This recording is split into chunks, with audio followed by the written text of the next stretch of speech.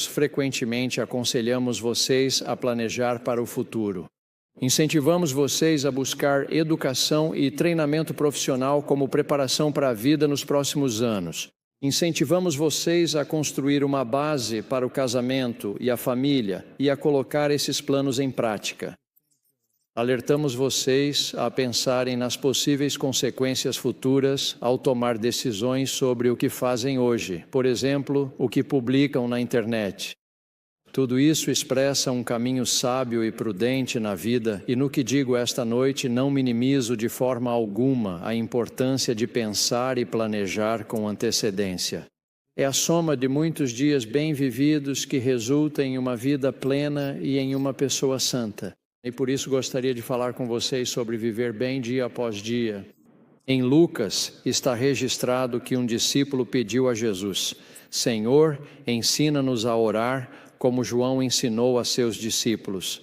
Jesus então deu um modelo de oração que ficou conhecido como a oração do Senhor. O mesmo está registrado em Mateus como parte do Sermão da Montanha. Incluído na oração do Senhor está o pedido: dá-nos hoje o nosso pão de cada dia. Ou em Lucas, dá-nos dia após dia o nosso pão de cada dia. Acredito que todos nós reconheceríamos prontamente que temos necessidades a cada dia nas quais desejamos a ajuda de nosso Pai Celestial para lidar. Jesus está nos ensinando, seus discípulos, que devemos buscar em Deus, a cada dia, o pão, a ajuda e o sustento de que necessitamos naquele dia em particular.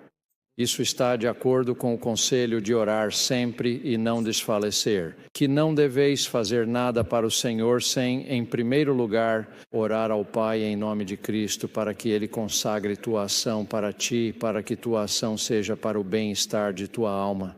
O convite do Senhor para buscarmos nosso pão de cada dia nas mãos de nosso Pai Celestial revela um Deus amoroso, ciente até mesmo das pequenas necessidades diárias de seus filhos e ansioso para ajudá-los um a um. Ele está dizendo que podemos pedir com fé aquele que dá liberalmente a todos os homens e não censura, e isso nos será concedido. Isso é, claro, extremamente reconfortante. Mas há algo em ação aqui que é mais significativo do que apenas uma ajuda para sobreviver no dia a dia. À medida que buscamos e recebemos o pão divino diariamente, nossa fé e confiança em Deus e em seu Filho crescem. Jeová resolveu o desafio ao providenciar milagrosamente o pão diário do céu, o maná. Essa pequena substância comestível que aparecia no chão todas as manhãs era algo totalmente novo e desconhecido. O nome maná, na verdade, foi derivado de palavras que significam "o que é isso?". Por meio de Moisés, o Senhor instruiu o povo a recolher o suficiente cada dia para aquele dia, exceto no dia antes do sábado, quando deveriam recolher o suficiente para 2 dias. No início, apesar das instruções específicas de Moisés, alguns tentaram recolher mais do que o suficiente para um dia e guardar o restante. E Moisés disse que ninguém deixe dele para o dia seguinte. No entanto, eles não deram ouvidos a Moisés, mas alguns deles deixaram para o dia seguinte e criou vermes e cheirava mal. Como prometido, porém, quando recolheram o dobro da quantidade diária normal de maná no 6º dia, ele não estragou. E eles o guardaram até a manhã seguinte, como Moisés ordenara, e não cheirou mal, nem havia nele nenhum verme. E Moisés disse: comam-no hoje, pois hoje é um sábado para o Senhor. Hoje vocês não o encontrarão no campo. Durante 6 dias vocês o colherão, mas no 7º dia, que é o sábado, nele não haverá nada. Ainda assim, alguns não conseguiam acreditar sem ver, e saíram para recolher o maná no sábado. E o Senhor disse a Moisés: até quando recusareis guardar os meus mandamentos e as minhas leis? Vede, pois o Senhor vos deu o sábado. Por isso ele vos dá no 6º dia pão para 2 dias. Fique cada um no seu lugar, que ninguém saia do seu lugar no 7º dia. Parece que mesmo nos tempos antigos como hoje, havia pessoas que não conseguiam resistir a fazer compras no sábado. Ao prover o sustento diário, um dia de cada vez, Jeová estava tentando ensinar fé a uma nação que, ao longo de cerca de 400 anos, havia perdido grande parte da fé de seus antepassados. Ele estava ensinando-os a confiar nele, a voltar-se para ele em todo pensamento, a não duvidar, a não temer. Ele estava provendo o suficiente para um dia de cada vez. Exceto pelo sexto dia, eles não podiam armazenar maná para usar em qualquer dia ou dias seguintes. Em essência, os filhos de Israel tinham que caminhar com ele hoje e confiar que ele concederia uma quantidade suficiente de alimento para o dia seguinte, no dia seguinte e assim por diante. Dessa forma, ele nunca poderia estar muito distante de suas mentes e corações. Devemos notar, aliás, que os 40 anos de maná não foram feitos para se tornar uma esmola. Uma vez que as tribos de Israel estavam em condições de se sustentar, elas foram obrigadas a fazê-lo. Depois que atravessaram o rio Jordão e estavam preparados para começar a conquista de Canaã, começando por Jericó, as Escrituras registram que eles comeram do trigo velho da terra, ou seja, da colheita do ano anterior, no dia seguinte à Páscoa, e o maná cessou. No dia seguinte ao terem comido do trigo velho da terra, tampouco os filhos de Israel tiveram mais maná, mas comeram do fruto da terra de Canaã naquele ano.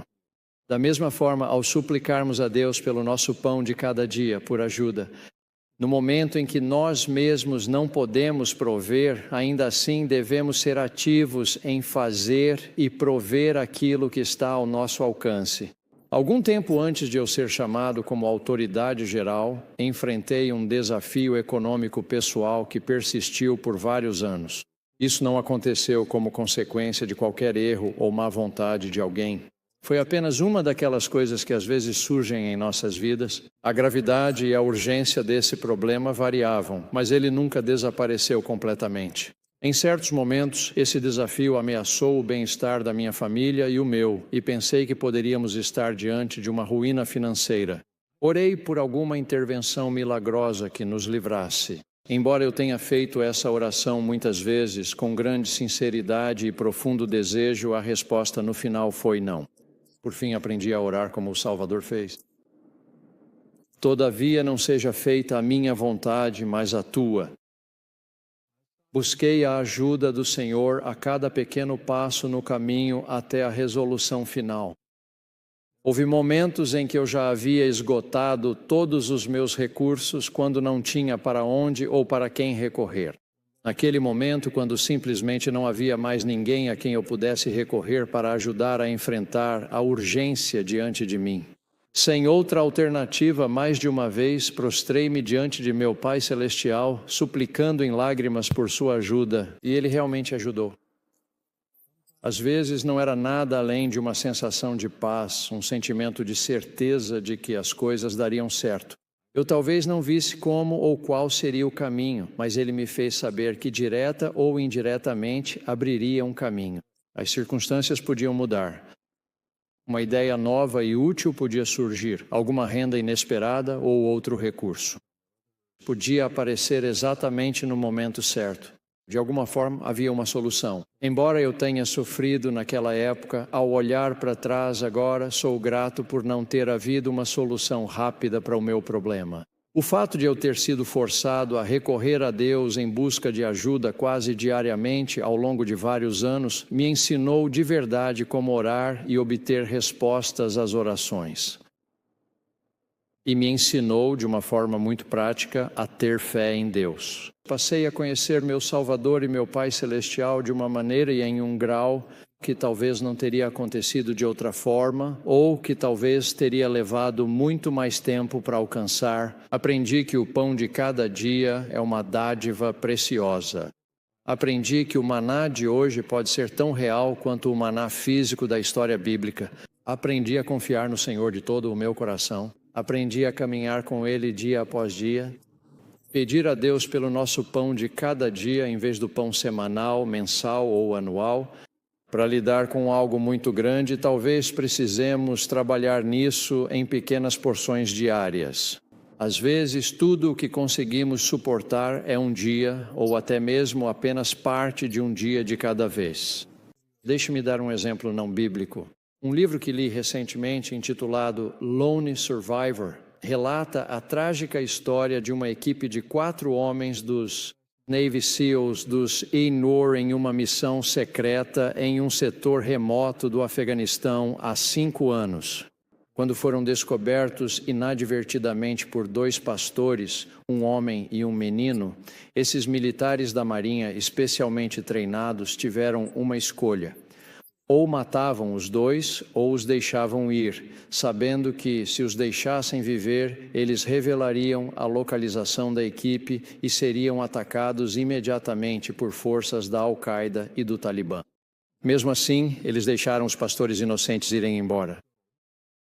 E no tiroteio que se seguiu, apenas o autor, Marcus Luttrell, sobreviveu contra mais de 100 atacantes. Em seu livro, Luttrell relata o treinamento extremo e a resistência exigida para que alguém se qualifique como um SEAL nos Estados Unidos.